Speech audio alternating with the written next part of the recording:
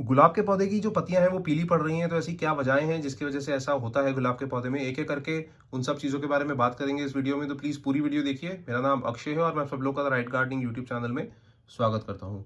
कुछ इश्यूज होते हैं जिसकी वजह से आपके गुलाब के पौधे में जो लीव्स हैं वो येलो होती हैं। और पहले इशू के बारे में बात कर लेते हैं, वो है ओवर वाटरिंग या अंडर वाटरिंग। इरेगुलर वाटरिंग अगर आपने अपने गुलाब के पौधे में रखी हुई है, इनकंसिस्टेंट वाटरिंग अगर रखी हुई है, तो आपका जो गुलाब का पौधा है वो स्ट्रेस में आ जाता है और उसकी जो पत्तियां हैं वो पीली पड़नी शुरू हो जाती हैं। तो जरूरत से ज्यादा पानी नहीं देना, जरूरत से कम पानी नहीं देना, वो दोनों ही स्ट्रेसफुल सिचुएशन आपके गुलाब के पौधे में क्रिएट कर देते हैं।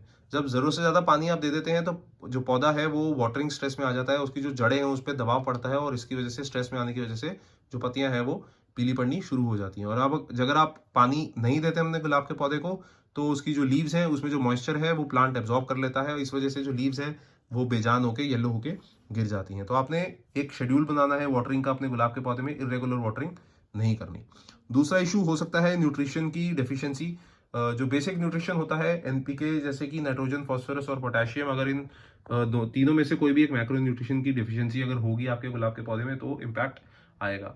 पत्तियां अगर पीली पड़ रही हैं तो इससे हो पता लगता है कि नाइट्रोजन की डेफिशिएंसी है। तो आपको रेगुलरली खाद मेंटेन करनी पड़ेगी अपने फर्टिलाइजेशन शेड्यूल में। एनपीके जैसी खाद आप दे सकते हैं। एनपीके जैसी जो खाद है वो एक बैलेंस फर्टिलाइजर की तरह काम करती है। कोई भी बैलेंस रेशो वाला एनपीके आप यूज कर सकते हैं। 19-19-19 या 20-20-20 अच्छा रहेगा गुलाब के पौधे के लिए। इसके साथ डीएपी के दाने भी आप हर 15 से 20 दिन में यूज कर सकते हैं। एनपीके भी आप हर 15 से 20 दिन में यूज कर सकते हैं।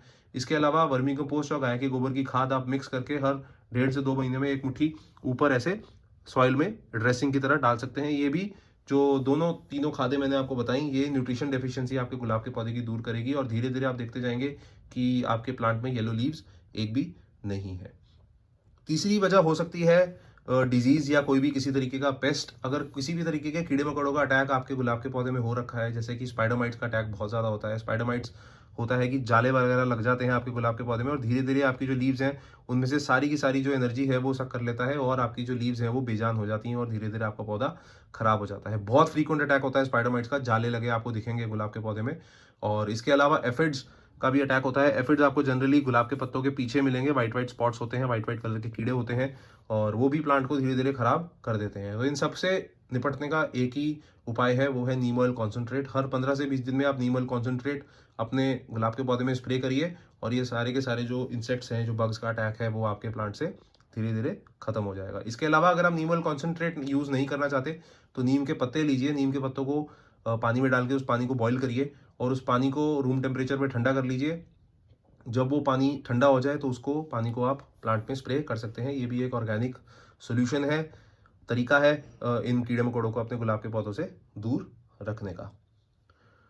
बाकी वजह होती है एनवायरमेंटल स्ट्रेस। अगर आप नर्सरी से नया नया गुलाब का पौधा लेके आए हैं और आपने लाके अपने गार्डन में उसको लगाया है गमले में, तो उसकी जो लीव्स हैं वो येलो होनी शुरू हो जाती हैं। तो इसको क्या कहते हैं? इसको ट्रांसप्लांट शॉक कहते हैं। नर्सरी में जब आपका गुलाब का पौधा ग्रो हो रहा था तो एक अलग एनवायरनमेंट में ग्रो हो रहा था, यहाँ पे आया है तो एक अलग एनवायरनमेंट में ग्रो हो रहा है। इस एनवायरनमेंट चेंज की वजह से एक ट्रांसप्लांट शॉक आता है, जिसकी वजह से जो पौधे की पत्तियां हैं वो पीली पड़नी शुरू हो जाती हैं और गिरना शुरू हो जाती हैं। तो ट्रांसप्लांट शॉक में ज्यादातर लोग घबरा जाते हैं और फेंक देते हैं अपने गुलाब के पत्ते को। ऐसा नहीं, गुलाब के पौधे को ऐसा नहीं है। आप अपने प्लांट को रिकवर करने के लिए टाइम दीजिए। एनवायरमेंटल स्ट्रेस से यूजुअली प्लांट ऑटोमेटिकली रिकवर हो जाता है और कोई डरने वाली बात इसमें नहीं है। बहुत ही नेचुरल सा सिम्टम होता है एनवायरमेंटल स्ट्रेस का। आखिरी चीज हो सकती है कि अगर आपका गुलाब का पौधा नेचुरली ही बहुत पुराना प्लांट है, जैसे कि ये मेरा 3 साल पुराना प्लांट है, और अगर आप काफी पुराने प्लांट पे ऐसा देख रहे हैं तो वो बहुत नॉर्मल है।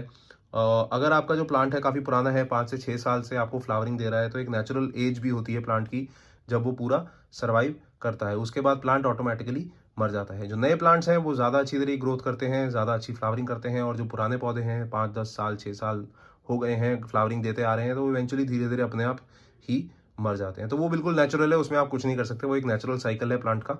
लेकिन जो बाकी चीजें मैंने बताई, जो बाकी टिप्स मैंने बताई, वो आप फॉलो करिए अपने गुलाब के पौधे में और पत्तियां जो है फिर पीली पड़नी बंद हो जाएंगी। फिर भी कुछ इशू है, कुछ सवाल है, कुछ कंफ्यूजन है जो पूछना चाहते हैं तो प्लीज कमेंट करके बताइए, मैं आपको उसका जवाब दूंगा। और अगर आपको ये वीडियो अच्छी लगी तो प्लीज लाइक कमेंट शेयर जरूर कर दीजिए अपने दोस्तों के साथ, ताकि वो भी इस टिप्स को फॉलो करके अपने गुलाब के पौधे को अच्छा खासा मेंटेन कर सकें। और अगर आप मेरे चैनल पे पहली बार आए हैं तो प्लीज़ सब्सक्राइब का बटन दबाना ना भूलें, ताकि रेगुलरली ऐसे ही प्लांट अपडेट्स आपको मिलते रहें। तब तक के लिए अपना बहुत सारा ध्यान रखिए friends. Thank you, good bye.